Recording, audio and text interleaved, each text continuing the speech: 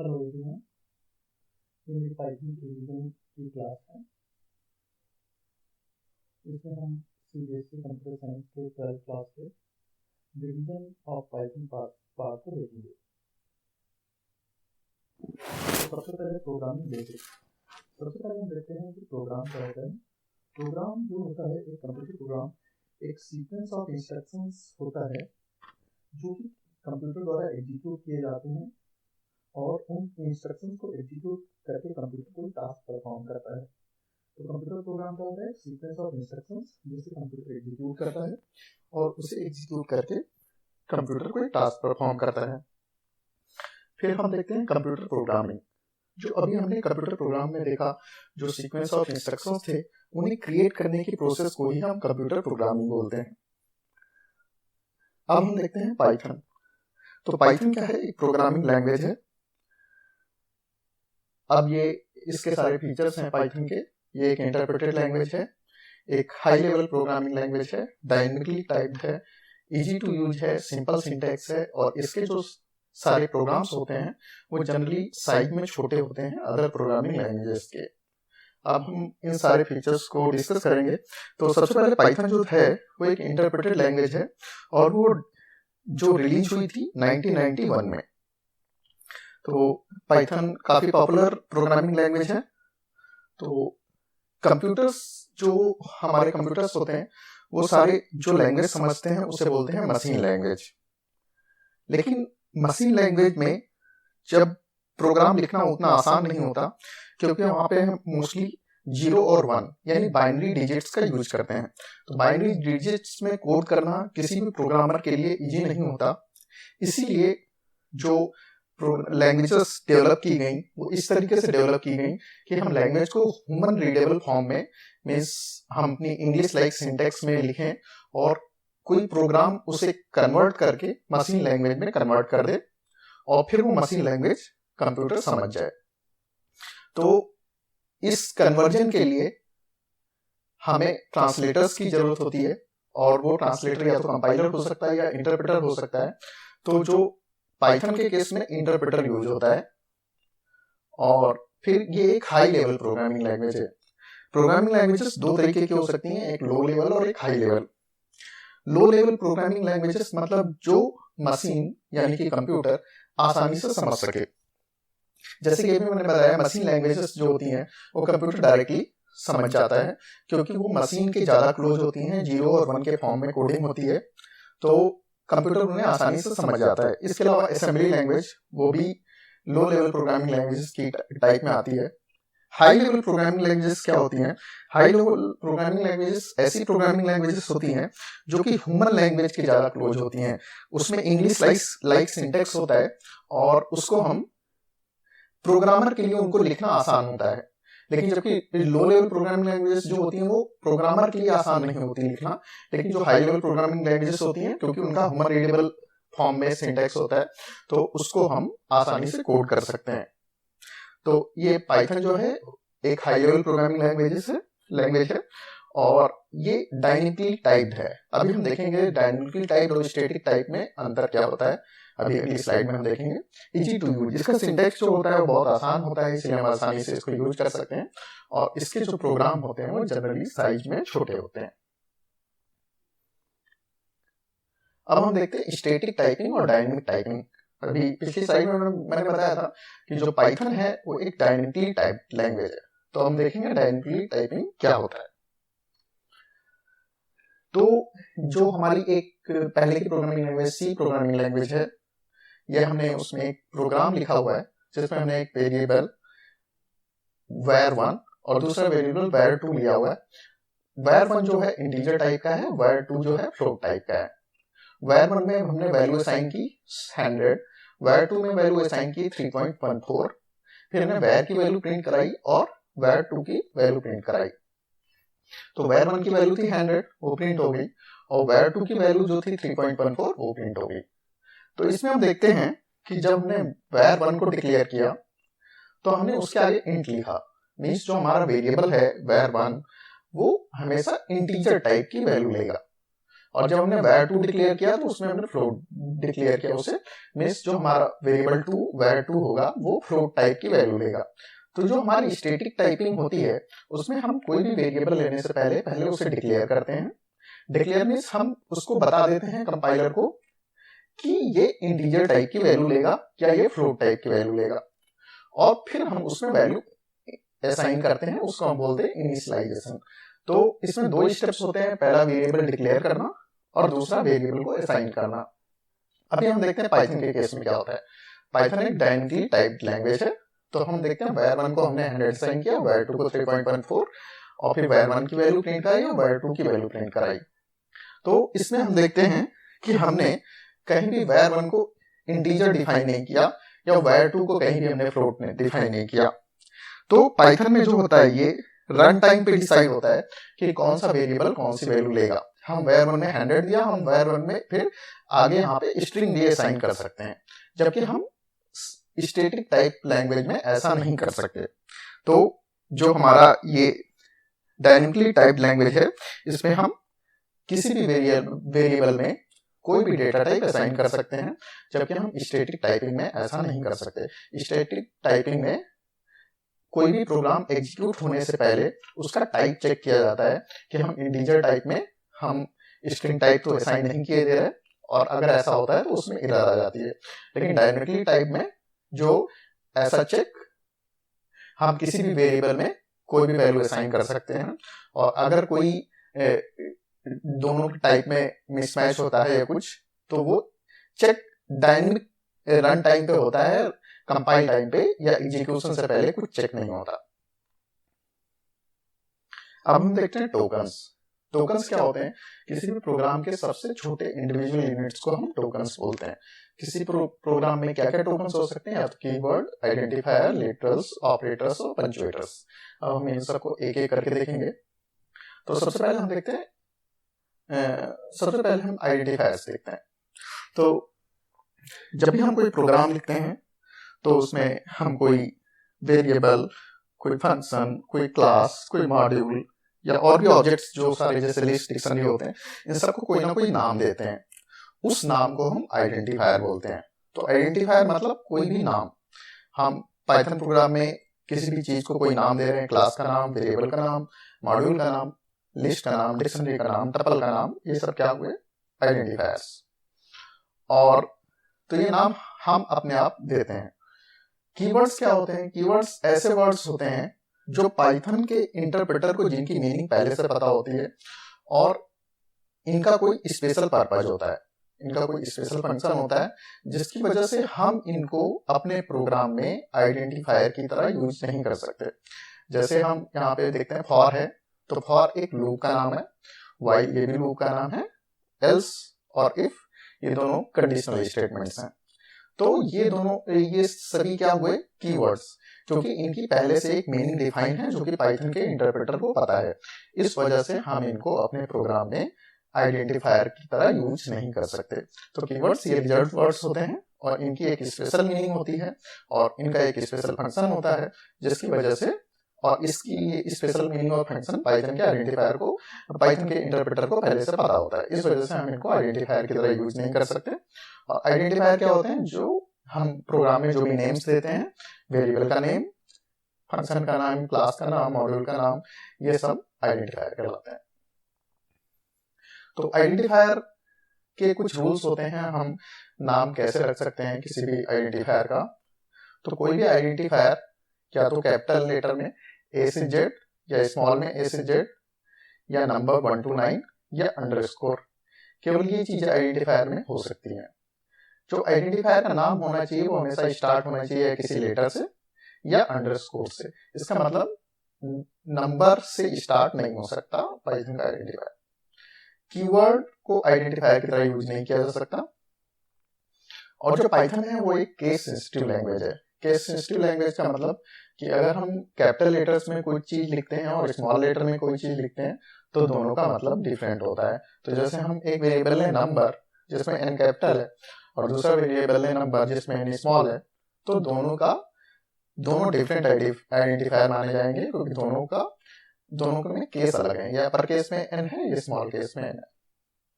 तो यहाँ पे आपकी एक्सरसाइज है कि आप 5 वैलिड आइडेंटिफायर्स और 5 इनवैलिड आइडेंटिफायर्स का नाम पाइथन में लिखें। फिर हम देखते हैं लिटरल्स। लिटरल्स क्या होते हैं? लिटरल्स होती हैं वैल्यूज, कोई भी ऐसा डाटा आइटम जिसकी एक फिक्स्ड वैल्यू होती है। तो लिटरल के कुछ टाइप हो सकते हैं, जैसे स्ट्रिंग। स्ट्रिंग क्या होता है? कैरेक्टर्स का एक सीक्वेंस। जैसे हमारा नाम हो गया तो उसमें कैरेक्टर्स का एक सीक्वेंस हुआ। तो सिंगल लाइन स्ट्रिंग को भी हम 2 पार्ट में डिवाइड कर सकते हैं, सिंगल लाइन स्ट्रिंग या मल्टीपल लाइन स्ट्रिंग। तो सिंगल लाइन स्ट्रिंग वो होती हैं जो एक लाइन में ही टर्मिनेट हो जाती हैं। जैसे अगर हम एग्जांपल में देखें, हम कहें this is an example of single line. तो ये सबसे पहले ये जो स्ट्रिंग स्टार्ट हुई, ये स्टार्ट हुई सिंगल कोट से, और इसको हम डबल कोट से भी स्टार्ट कर सकते हैं। तो हम सिंगल कोट या डबल कोट दोनों यूज कर सकते हैं, और ये एक लाइन में ही टर्मिनेट हो जाती है। फिर हम देखते हैं multi line string. Multi line string जो होती है कई सारी लाइनों में हो सकती है। तो यहाँ पे हम देखते हैं this is a multi line string. ये 1 2 3 लाइनों में है, और ये ट्रिपल कोट से स्टार्ट हुई है और ट्रिपल कोट से एंड हुई है। तो जो मल्टी लाइन स्ट्रिंग्स होती हैं हम उनको ट्रिपल कोट से डिनोट कर सकते हैं। लेकिन हम मल्टी लाइन स्ट्रिंग्स को हम सिंगल कोट और डबल कोट की हेल्प से भी लिख सकते हैं। तो यह आपके लिए एक्सरसाइज है कि आप लोग एक मल्टी लाइन स्ट्रिंग का एग्जांपल लिखें जिसमें सिंगल और डबल कोट यूज हो, मींस ट्रिपल कोट की जगह सिंगल कोट और डबल कोट यूज हो। फिर हम देखते हैं numeric literal. Numeric literal means numbers. तो नंबर्स को हम 3 फॉर्म में रिप्रेजेंट कर सकते हैं। सबसे पहले इंटीजर लिटरल। तो इंटीजर लिटरल, इसमें जैसे हमने लिखा 100 एक इंटीजर हो गया। फिर हमने लिखा 0055, ये एक ऑक्टल नंबर है। जब भी हम किसी नंबर के आगे 0 और O लिख देते हैं तो उसका मतलब हो जाता है वो एक ऑक्टल है। फिर हमने यहाँ पे 0x68, ये एक हेक्साडेसिमल नंबर है। जब भी हम किसी नंबर के आगे 0 और x लिख देते हैं तो वो एक हेक्साडेसिमल नंबर हो जाता है। फिर हम देखते हैं एक फ्लोट लिटरल। अभी हम इन सब के एग्जांपल भी देखेंगे। फ्लोट लिटरल, फ्लोट इंटीजर में कहीं भी डेसिमल पॉइंट नहीं आता और फ्लोट में डेसिमल पॉइंट आता है। जैसे हम अगर पाई की वैल्यू लें 3.14 और इसी को हमने दूसरे फॉर्म में लिखा हुआ है ई के फॉर्म में, तो ये दोनों क्या हुए? फ्लोट लिटरल के एग्जांपल। और complex literal, complex literal means complex numbers. तो इसमें एक रियल पार्ट होता है, एक इमेजिनरी पार्ट होता है, इसको हम डिनोट कर सकते हैं। ये पाइथन में जो कॉम्प्लेक्स नंबर्स होते हैं वो a प्लस bj, ये इसका इमेजिनरी पार्ट है और ये इसका रियल पार्ट है, डिनोट कर सकते हैं। तो वो हमें अगर एग्जांपल में अगर इनको देखना हो तो हम देख सकते हैं।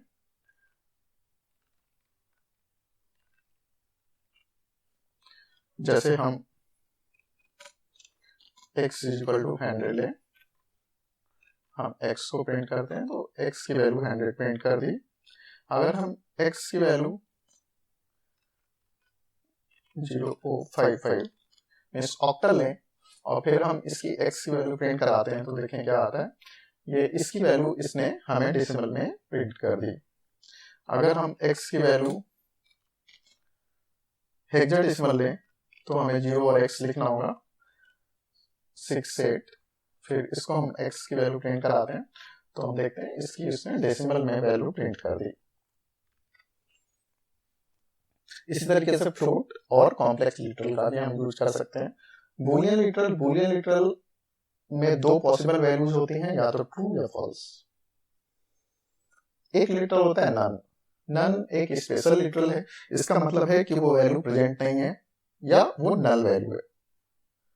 फिर लिस्ट, लिस्ट क्या होता है?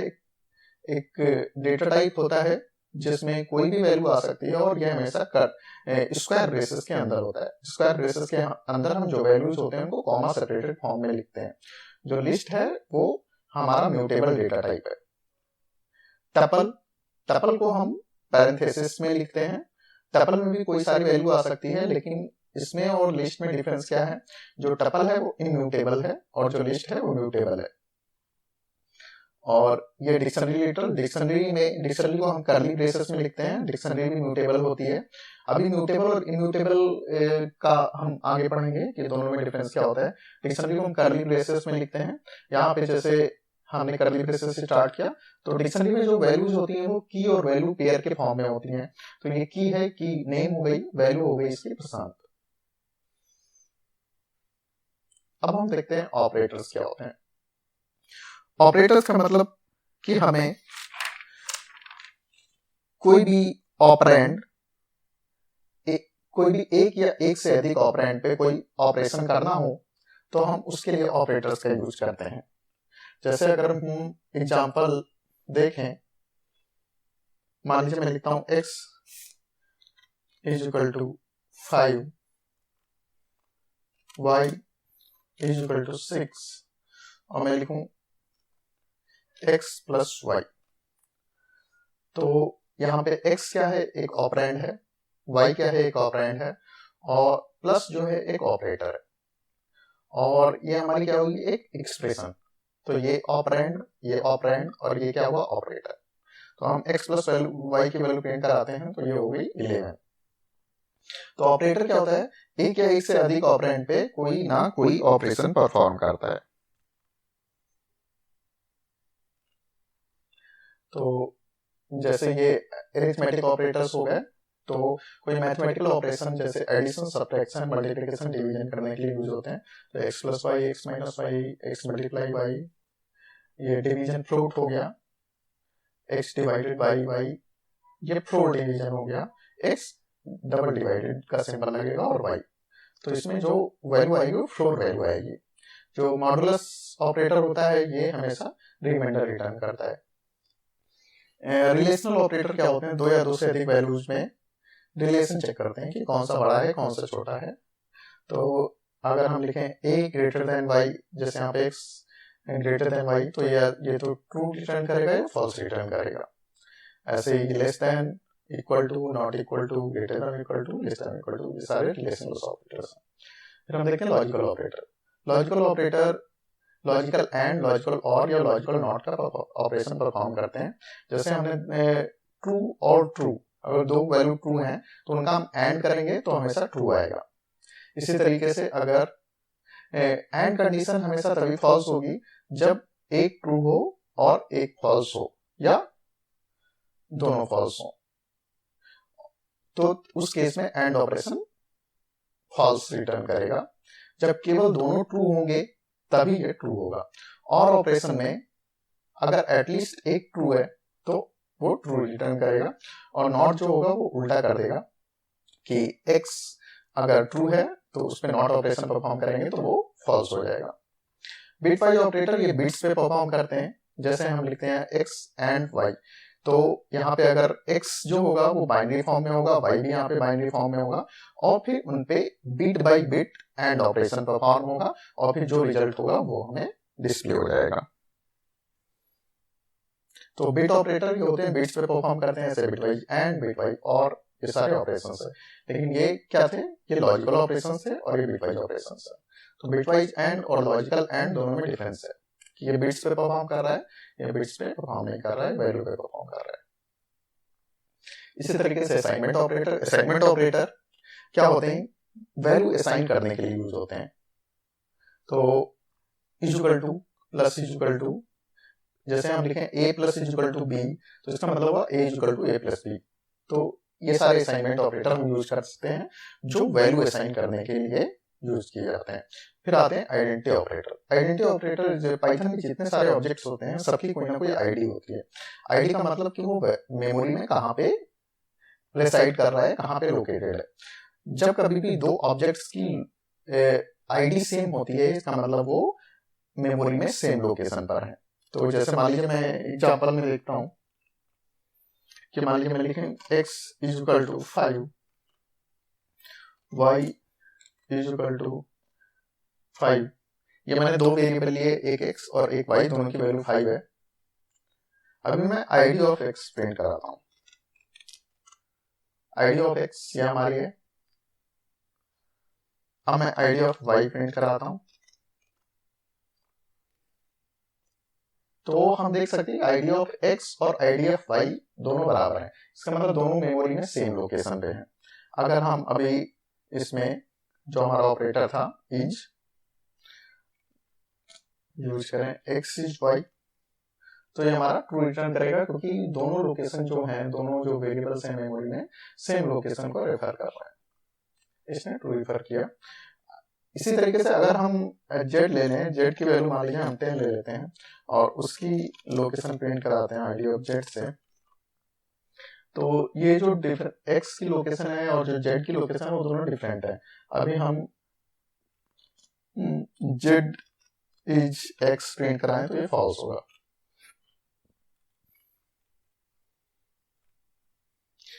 तो ये था आइडेंटिटी ऑपरेटर इज और नॉट इज। मेंबरशिप ऑपरेटर क्या होते हैं? इन और नॉट इन। तो मेंबरशिप ऑपरेटर हमें बताते हैं कि कोई वैल्यू किसी सीक्वेंस में एग्जिस्ट कर रही है कि नहीं। जैसे हम लिस्ट का एग्जांपल लेते हैं, मान लीजिए एक्स है एक लिस्ट लेता हूं मैं, अजय 5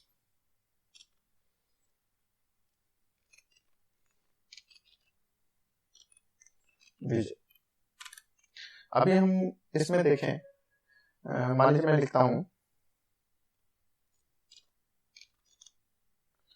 अजय इन एक्स, तो ये जो अजय वैल्यू है ये एक्स लिस्ट में है, तो ये हमें ट्रू रिटर्न करेगा।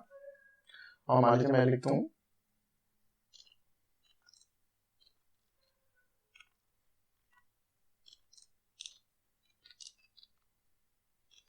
अजय इन एक्स, ये हमें फॉल्स रिटर्न करेगा। इसी तरीके से मैं लिखूं अजय नॉट इन एक्स, तो ये हमें फॉल्स रिटर्न करेगा, क्योंकि अजय जो वैल्यू है वो हमारे लिस्ट डेटा टाइप में है। इस तरीके से हम जैसे इज नॉट इज यूज करते हैं, मेमोरी लोकेशन के लिए यूज करते हैं। इन और नॉट इन हम चेक करते हैं कि कोई वैल्यू किसी सीक्वेंस में है कि नहीं।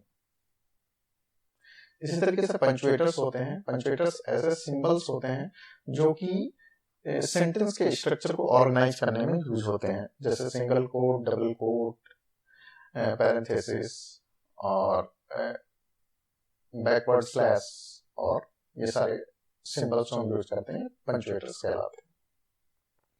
अब आगे हम देखते हैं एक्सप्रेशन, स्टेटमेंट, कमेंट्स, फंक्शन और ब्लॉक, ये सब क्या होते हैं। एक्सप्रेशन जो होता है, एक्सप्रेशन जो होता है वो हमेशा एक वैल्यू रिटर्न करता है।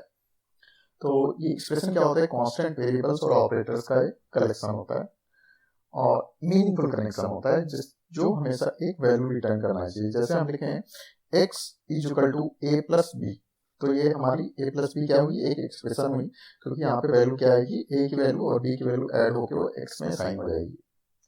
स्टेटमेंट कोई ऐसा कोड होता है जिसको पाइथन इंटरप्रेटर एग्जीक्यूट कर सकता है। कमेंट्स क्या होते हैं? कमेंट्स किसी कोड को एक्सप्लेन करने में हेल्पफुल होते हैं और उनको उस कोड को मोर रीडेबल बनाते हैं। फंक्शन क्या होता है? फंक्शन ऐसा ग्रुप ऑफ रिलेटेड स्टेटमेंट्स जो एक तरीके से रिलेटेड है, एक ही तरीके का काम कर रहे हैं, तो उनको हम फंक्शन कहते हैं। तो फंक्शन क्या होता है? Group of related statements that perform specific task. Block क्या होता है? एक ऐसा पीस ऑफ कोड जो कि एक यूनिट की तरह बिहेव करता है। जैसे हम फॉर लूप लिखें तो उसका एक ब्लॉक होता है, तो वो सारा एक साथ एग्जीक्यूट होता है। तो ऐसा यूनिट ऑफ कोड जो एक यूनिट की तरह एग्जीक्यूट होता है, ऐसा ब्लॉक ऑफ ऐसा कोड जो एक यूनिट की तरह एग्जीक्यूट हो। जैसे हम ये एक प्रोग्राम देखते हैं, ये प्रोग्राम क्या कर रहा है? दो नंबर्स को इनपुट करा रहा है, फिर उन्हें ऐड कर रहा है। तो ये दोनों स्टेटमेंट क्या हो गए? ये दोनों स्टेटमेंट हो गए कमेंट। ये पहले ये दोनों लाइन कमेंट हो गई। फिर ये क्या है? एक फंक्शन। ये क्या हुआ? फंक्शन। ये पहला, दूसरा, तीसरा स्टेटमेंट, ये क्या हुआ? Python statement. और ये क्या हुआ? फंक्शन का ब्लॉक। तो एक्सप्रेशन क्या हुई यहाँ पे? एक्सप्रेशन जैसे x प्लस वाई, ये एक एक्सप्रेशन हो गई। तो एक्सप्रेशन ये हो गई x प्लस वाई, स्टेटमेंट ये सारे हो गए, कमेंट्स ये सारे हो गए, फंक्शन ये हो गया पूरा, और ब्लॉक ये फंक्शन का ब्लॉक हो गया। अब हम देखते हैं कि वेरिएबल और असाइनमेंट कैसे होता है पाइथन में। तो वेरिएबल क्या होते हैं और उनमें असाइनमेंट कैसे करते हैं। तो मान लीजिए पाइथन में जो वेरिएबल होते हैं वो मेमोरी लोकेशंस के नेम होते हैं या उनका लेबल होता है। तो इन लोकेशंस को हम वैल्यू स्टोर करने के लिए यूज करते हैं। जैसे हम लिखें काउंट इज इक्वल टू 100, तो यहाँ पे काउंट में क्या वैल्यू है 100। तो काउंट क्या हुआ, वेरिएबल का नाम। जो 100 है वो कहाँ पे स्टोर है, किसी मेमोरी लोकेशन में, और उस मेमोरी लोकेशन के नाम को हम वेरिएबल बोलते हैं। तो पाइथन में हम जैसे यहाँ पे इक्वल टू सिंबल से यहाँ पे वेरिएबल में कोई वैल्यू असाइन की, तो हम असाइनमेंट मल्टीपल असाइनमेंट भी कर सकते हैं। जैसे हम लिखें a equal to b equal to c equal to 3.14, तो वहाँ पे सभी वेरिएबल में वैल्यू 3.14 असाइन हो जाएगी। जैसे हम करके देखते हैं, multiple assignment a equal to b equal to c equal to 3.14। तो यहाँ पे हम देखें a में क्या गया 3.14, b में क्या गया 3.14, c में क्या गया 3.14। इसी तरीके से हम मल्टीपल वेरिएबल्स को मल्टीपल वैल्यूज भी एक स्टेटमेंट में असाइन कर सकते हैं। जैसे हम लिखें a equal to a comma b comma c equal to 20 comma 25 comma 30। तो यहाँ पे a को क्या असाइन होगा 20, b को क्या असाइन होगा 25 और c को क्या असाइन होगा 30। फिर हम देखते हैं कि पाइथन में हम वैल्यू यूजर के थ्रू कैसे इनपुट करा सकते हैं। तो यूजर के थ्रू वैल्यू इनपुट कराने के लिए जो हम फंक्शन यूज करते हैं उसका नाम होता है इनपुट। तो इनपुट फंक्शन हम यूज करते हैं किसी यूजर से कोई वैल्यू इनपुट कराने के लिए। To take input from user we take make use of built in function input. तो यहाँ पे जैसे हमने num1, यहाँ पे स्पेस गलती से स्पेस नहीं होना चाहिए था या अंडरस्कोर होना चाहिए था। तो यहाँ पे num1 equal to input enter the number. जब हम ये लिखेंगे तो यूजर को एक मैसेज दिखाई देगा इंटर द नंबर, और वो जो वैल्यू देगा वो num1 में साइन हो जाएगी, प्रिंट num1। और इसका जो इनपुट फंक्शन है इसका जो रिटर्न टाइप होता है वो हमेशा स्ट्रिंग होता है। जैसे यहाँ पे हमने लिखा इंटर द नंबर, यूजर अगर मान लीजिए नंबर 5 साइन करता है, 5 साइन करेगा तो यहाँ पे num1 में स्ट्रिंग 5 साइन होगा, ना कि नंबर 5। हम उसको कन्वर्ट कर सकते हैं नंबर में। तो जैसे हमें नंबर की जरूरत है, जैसे हम मान लीजिए लिख देते हैं एक्स वेरिएबल लिया हमने, इनपुट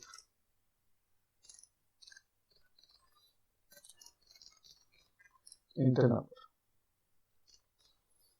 तो यहाँ पे जो यूजर नंबर इनपुट करेगा इंटर नंबर, मान लीजिए यूजर ने इनपुट किया 5। अब हम लिखते हैं x। तो यहाँ पे x जो दिख रहा है हमें सिंगल कोट में 5 दिख रहा है, इसका मतलब एक स्ट्रिंग है। हम यहाँ से चेक भी कर सकते हैं टाइप ऑफ x। तो टाइप ऑफ x क्या है, क्लास स्ट्रिंग। ये स्ट्रिंग है। तो मान लीजिए मैं चाह रहा था कि नंबर 5 को मैं 3 से मल्टीप्लाई करूँ तो मेरा 15 आना चाहिए। मैं एक बार देखता हूँ x का 3 से मल्टीप्लाई करके क्या आता है। तो ये आया 555। 555 का मतलब क्यों, क्योंकि एक स्ट्रिंग थी और स्ट्रिंग को हमने 3 से मल्टीप्लाई किया तो वो उतने टाइम रिपीट हो गई। लेकिन अगर हम चाहते कि ये हमारा नंबर के फॉर्म में, ये इसलिए हुआ क्योंकि जो हमारा इनपुट फंक्शन है वो हमेशा स्ट्रिंग रिटर्न करता है, ना कि नंबर। तो अगर हम इसको नंबर कन्वर्ट करना चाहें तो हमें इसके लिए इस जो इनपुट फंक्शन का जो रिटर्न होगा हमें उसको टाइप कास्ट करना होगा इंटीजर में। हम अगर इसमें लिखें, हमें उसको इंटीजर टाइप में कन्वर्ट करने के लिए हमें उसको इंट में इंट आगे लिखना होगा हम उसको। फिर हम मान लीजिए 5 ही नंबर इनपुट करते हैं, फिर उसने 5 इनपुट किया, तो अब हम x की वैल्यू प्रिंट कराएं तो ये हमारी 5 प्रिंट हुई। अभी यहाँ पे कोई सिंगल कोट नहीं है 5 के आगे। और यहाँ पे मैं अगर इसका टाइप देखना चाहूँ, टाइप ऑफ x, तो ये अब हमारा इंटीजर टाइप का है। पहले ये कैसा था, पहले स्ट्रिंग टाइप का था, अब ये इंटीजर टाइप का है। इंटीजर टाइप में वैल्यू कन्वर्ट हो गई। अभी अगर मैं इसके 3 से प्रिंट भी कराऊं तो आया 15 और पहले क्या आया था 555। तो ये हमने देख लिया कि जो इसका रिटर्न टाइप होता है वो स्ट्रिंग होता है। हमें उसको नंबर में अगर कन्वर्ट करना है तो हमें उसको टाइप कास्ट करना पड़ेगा इंटीजर में। उसके लिए हम इनपुट के आगे इंटीजर लिख देते हैं तो वो टाइप कास्ट हो जाता है इंटीजर में। सिमिलरली हम उसको जो भी हमारा वो है इनपुट है हम उसको फ्लोट में भी कन्वर्ट कर सकते हैं। उसके लिए हमें फ्लोट लिखना होगा। फिर हम देखते हैं कि हम कोई चीज प्रिंट कैसे कराते हैं। जो प्रिंट हम कराते हैं कंसोल पे, उसके लिए प्रिंट फंक्शन यूज होता है। प्रिंट फंक्शन का जो सिंटैक्स होता है वो ऐसे होता है, प्रिंट, और जो सारे ऑब्जेक्ट जिनकी वैल्यू हमें प्रिंट करानी होती है वो यहाँ पे लिख देते हैं। फिर ये जो सेपरेटर है और एंड इक्वल टू ये एंड ऑफ लाइन शो करता है, तो ये दोनों ऑप्शनल है। तो इनकी ये किस तरीके से हम यूज करते हैं ये हम देखेंगे। तो सेपरेटर जो है वो ऑप्शनल है और स्पेसिफाई करता है जब एक या एक से अधिक ऑब्जेक्ट्स होते हैं तो उनके बीच में कैसे स्पेसिंग दी जाए। तो डिफॉल्ट जो होता है वो स्पेस होता है। तो मीन्स अगर हम दो या दो से अधिक ऑब्जेक्ट्स यहाँ पे प्रिंट कराने की कोशिश कर रहे हैं तो सारे ऑब्जेक्ट स्पेस से सेपरेटेड होंगे। जो एंड है वो भी ऑप्शनल है और स्पेसिफाई करता है कि क्या हम एंड में प्रिंट करें। मीन्स एक प्रिंट स्टेटमेंट जब एंड हो जाए तो हम उसके बाद क्या प्रिंट करें। तो डिफॉल्ट होता है \n मीन्स लाइन ब्रेक। तो जैसे हम एग्जांपल देखते हैं यहाँ पे, एग्जांपल में A equal to computer, B equal to science, ये सारे क्या है string, C equal to using, D equal to Python. तो ये हमारी 4 स्ट्रिंग हो गई। अब हम देखते हैं सेपरेटर कैसे काम कर रहा है इस केस में। जैसे हमने लिखा print A, B, C, D, तो ये 4 हमारे स्ट्रिंग ऑब्जेक्ट्स हो गए। इसको जब हमने प्रिंट कराया तो कंप्यूटर साइंस यूजिंग पाइथन, तो हमने देखा ये चारों स्ट्रिंग ऑब्जेक्ट्स है। यहाँ पे हमने कोई भी स्पेस तो दिया नहीं था, लेकिन यहाँ पे सभी ऑब्जेक्ट्स में बीच में स्पेस आ गया। यहाँ पे हम स्पेस देते भी तो भी उसका मीनिंग नहीं होता, तो यहाँ पे सभी ऑब्जेक्ट के बीच में स्पेस आ गया। ये किस वजह से आया, क्योंकि जो हमारा सेपरेटर होता है वो बाय डिफॉल्ट उसकी वैल्यू एक स्पेस होती है। हम जब कुछ भी स्पेसिफाई नहीं करते तो उसका मतलब सेपरेटर की वैल्यू स्पेस है। अगर हमें सेपरेटर की वैल्यू चेंज करनी है, हम चाहते हैं कि स्पेस ना आए, तो हम उसकी वैल्यू चेंज कर सकते हैं। जैसे हमने लिखा print A, B, C, D, separator equal to plus plus, तो इसका मतलब ये अब दो ऑब्जेक्ट्स के बीच की जो गैप होगा वो स्पेस की जगह प्लस प्लस सिंबल से फिल होगा। तो यहाँ पे computer plus plus science plus plus using plus plus Python, यहाँ पे हम ये पूरा हटा दें, प्लस प्लस बिल्कुल हटा दें, कोई स्पेस ना दें, तो ये सब आपस में जुड़ा हुआ प्रिंट होगा। तो ये था सेपरेटर। सेपरेटर मतलब कोई भी दो ऑब्जेक्ट्स कैसे प्रिंट होंगे, उनके बीच में क्या गैप रहेगा या नहीं रहेगा, ये सेपरेटर डिसाइड करता है। हाउ टू सेपरेट टू और मोर ऑब्जेक्ट्स। फिर एंड, अभी मैंने बताया कि डिसाइड करता है कि एक प्रिंट स्टेटमेंट खत्म हो जाने के बाद उसे क्या करना है। तो बाय डिफॉल्ट एक \n मींस लाइन ब्रेक को प्रिंट करता है। जैसे हम एंड का यूज देखते हैं यहाँ पे, तो print function adds a new line character at the end, तो हमेशा प्रिंट कैरेक्टर एक न्यू लाइन कैरेक्टर ऐड कर देता है। If you do not want this line of character, this end of line character, then we can specify our own end argument. तो जैसे हम देखते हैं, हमने पिछले एग्जांपल की तरह ABCD, ये हमने 4 स्ट्रिंग ऑब्जेक्ट्स लिए, उनको ABCD में असाइन किया। स्ट्रिंग ऑब्जेक्ट्स कंप्यूटर को A में असाइन किया, साइंस को B में, यूजिंग को C में और पाइथन को D में। फिर हमने इनको प्रिंट कराया ABCD, print A, print B, print C, print D। तो A तो पाइथन बाय डिफॉल्ट क्या करता है, एक प्रिंट स्टेटमेंट के बाद एक लाइन ब्रेक देता है। तो जैसे ही हमने आउटपुट में, जैसे ही इसने कंप्यूटर प्रिंट किया, फिर एक लाइन ब्रेक दिया, साइंस प्रिंट किया, एक लाइन ब्रेक दिया, यूजिंग प्रिंट किया, एक लाइन ब्रेक दिया, और फिर पाइथन प्रिंट किया, उसके बाद एक लाइन ब्रेक देगा। तो ये हमारा बाय डिफॉल्ट हो गया, क्योंकि एंड की जो वैल्यू होती है वो बाय डिफॉल्ट क्या होती है, एक \n या एक लाइन ब्रेक। तो अगर हमें इसे डिफॉल्ट जो लाइन ब्रेक है उसे चेंज करना है, हम चाहते हैं सारा एक लाइन में प्रिंट हो या कोई दूसरा एंड कैरेक्टर प्रिंट हो, उसके लिए हम जो एंड आर्गुमेंट है उसको स्पेसिफाई कर सकते हैं। जैसे यहाँ पे वही पुरानी स्ट्रिंग है, हमने लिखा print A, end equal to, और एंड की वैल्यू हमने डैश डैश दे दी। इसी तरीके से हमने बाकी सब जगह भी डैश डैश दे दी। मीन्स एक प्रिंट स्टेटमेंट खत्म होगा, उसके बाद डैश डैश प्रिंट होगा। मीन्स यहाँ पे जैसे प्रिंट A, कंप्यूटर प्रिंट हुआ एक डैश डैश, फिर प्रिंट B, साइंस प्रिंट हुआ डैश डैश, यूजिंग प्रिंट हुआ डैश डैश, और पाइथन प्रिंट हुआ डैश डैश। तो यह हमारा एंड आर्गुमेंट है प्रिंट स्टेटमेंट का। फिर हम देखते हैं कि डेटा टाइप्स क्या होते हैं पाइथन में। अभी इससे पहले हम लिटरल्स देखे थे, तो लिटरल्स क्या थे, लिटरल्स थी वैल्यूज। पाइथन में जो भी फिक्स डेटा वैल्यूज होती हैं उनको हम लिटरल्स बोलते हैं। उन वैल्यूज का कोई ना कोई टाइप होता है, उसको हम बोलते हैं डेटा टाइप। तो ये सारे हमने पहले भी देखे, क्योंकि लिटरल्स थे। तो लिटरल्स के टाइप को यहाँ हम डेटा टाइप बोलते हैं। तो जैसे जो वैल्यू न्यूमेरिक टाइप की हो सकती है, न्यूमेरिक टाइप में इंटीजर, फ्लोट, कॉम्प्लेक्स आ सकते हैं, बूलियन हो सकती है, डिक्शनरी हो सकती है, या स्ट्रिंग, लिस्ट, टपल हो सकते हैं, सेट हो सकते हैं। तो सबसे पहले हम देखते हैं न्यूमेरिक। न्यूमेरिक में क्या होता है, कोई फ्रैक्शनल, न्यूमेरिक मतलब नंबर। नंबर में सबसे पहले हम देखते हैं इंटीजर। इंटीजर में कोई फ्रैक्शनल पार्ट नहीं होता, मतलब वो एक प्योर नंबर होगा, कैन बी पॉजिटिव और नेगेटिव। तो नंबर या तो पॉजिटिव हो सकता है, नेगेटिव हो सकता है। और अभी हमने इसके एग्जांपल भी देखे थे। हम उसको उसमें इंटीजर में रिप्रेजेंट कर सकते हैं, ऑक्टल नंबर के फॉर्म में रिप्रेजेंट कर सकते हैं, ऑक्टल के फॉर्म में रिप्रेजेंट कर सकते हैं, या हेक्साडेसिमल के फॉर्म में रिप्रेजेंट कर सकते हैं। ऑक्टल के लिए हमें 0 और O आगे लिखना होगा, और 0 और X हम आगे लिख देंगे, तो उसका मतलब होता है हेक्साडेसिमल।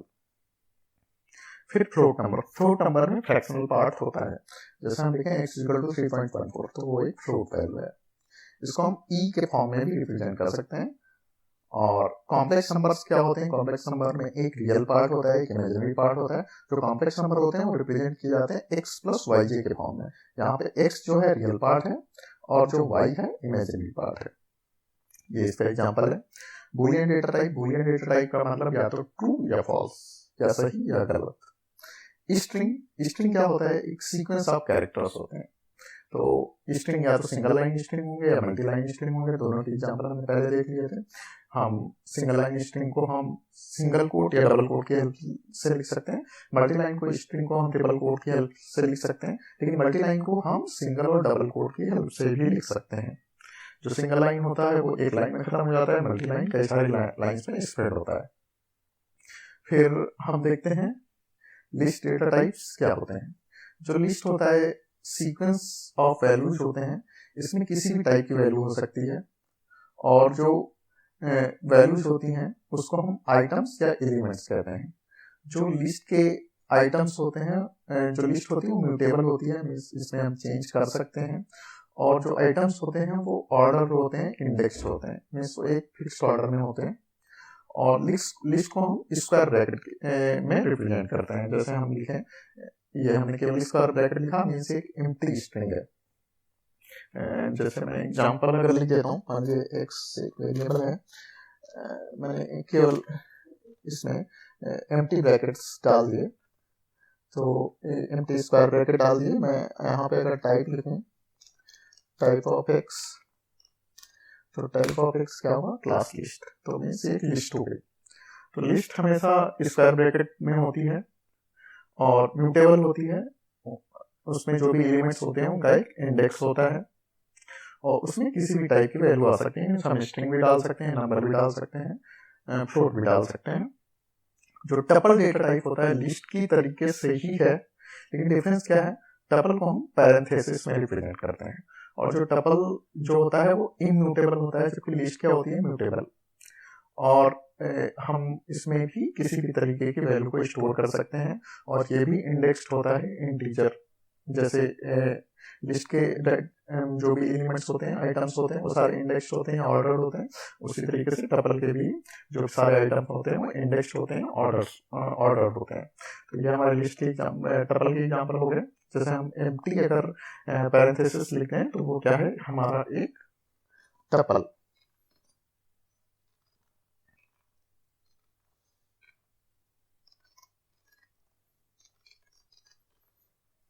तो ये हमने x में एक एम्प्टी पैरेंथेसिस असाइन किया, और उसका हमने टाइप देखा कि वो क्या था, टपल टाइप का। अब हम देखते हैं डिक्शनरी। तो डिक्शनरी में जो आइटम्स होते हैं वो की वैल्यू फॉर्म में होते हैं। उसमें एक की होती है और एक वैल्यू होती है। और जो भी आइटम्स होते हैं वो कर्ली ब्रेसेस में लिखे जाते हैं। और की और वैल्यू जो भी सेपरेट होती है वो एक कॉलम के द्वारा सेपरेट होती है। और इसमें हम अगर एम्प्टी कर्ली ब्रेसेस से रिप्रेजेंट कर देते हैं तो वो एक लिस्ट होती है। जैसे मैं अगर मान लीजिए x = तो ये हमारी क्या हुई, एक लिस्ट हुई। Type of x, sorry type, हमारी डिक्शनरी टाइप हुई। और मान लीजिए मैं एक डिक्शनरी बनाता हूँ, टीचर =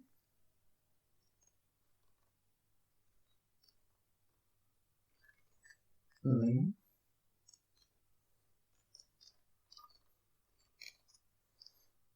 प्रशांत, ये हमारी एक डिक्शनरी बन गई।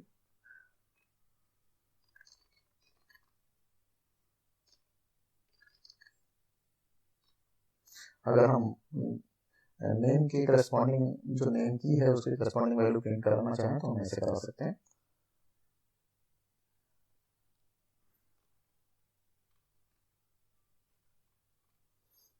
जो टीचर में नेम की है उसके करस्पॉन्डिंग जो वैल्यू है वो है प्रशांत, तो हम इसको इस तरीके से प्रिंट करा सकते हैं। और ये एक स्पेशल डेटा टाइप है नन। नन का मतलब कि वैल्यू प्रेजेंट नहीं है या वैल्यू नल है। तो इसी के साथ आज की क्लास हम यहाँ पे फिनिश करते हैं। Thank you.